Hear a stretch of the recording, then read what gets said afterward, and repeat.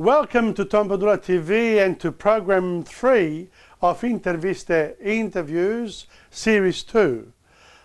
In this particular first segment, I'm very happy to say that I'm interviewing Frank Di Blasi, a good friend and a very well-known member of the Italian community here in Melbourne. So enjoy the first segment and let's see what Frank has to say. We continue our journey in this particular program, and I have here a very, very important person who was born in Sicily and who's contributed so much to the italo-Australian community. Ladies and gentlemen, Frank Di Blasi. He's got many titles, but for me, we have twins, so it's always Frank. So Frank, come over and let's...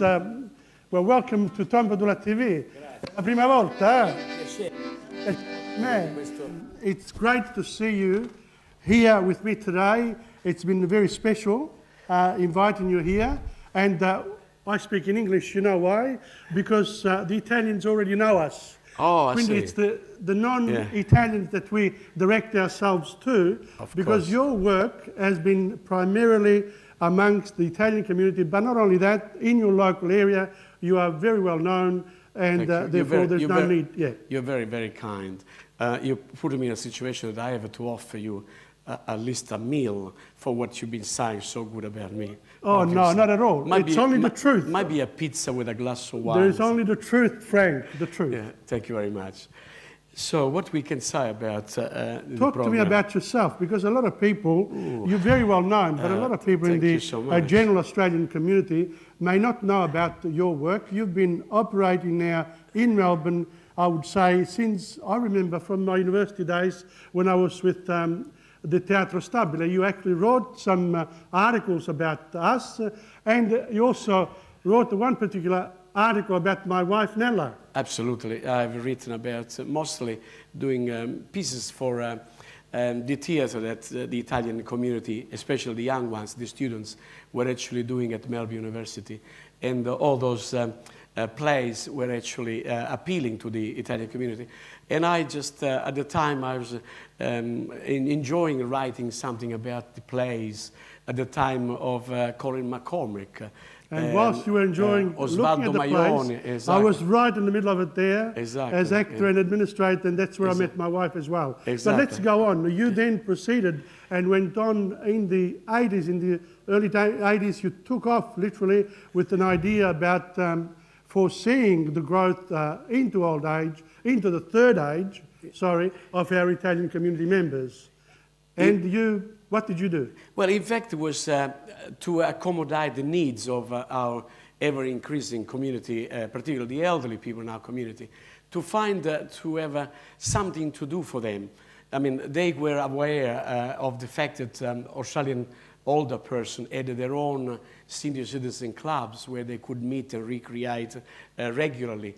But there was nothing similar for our own older Italians, or even, for that matter, also for the other communities, the Greek communities and other communities, where there was nothing available to them as drop-in groups where they could get together, have a coffee, have a chat, and feel comfortable without feeling intimidated to be speaking English with other people. Hence the fact that we started to see how about we can start a first senior Italian citizen club, and that happened in Munipons some 37 years ago. You strengthened the connectivity of our community groups with the general English-speaking community, and we have really developed as a result of this a wonderful feeling within Melbourne as a multicultural city. And I think there are people like yourself and, well, the work that we do here too contribute to this, and there is this great feeling of progress in humanity, in fraternité. Of course, but not only that. In my objective was that we should not feel any longer to be guests of Australia. We are part. We are actually protagonists of our own time.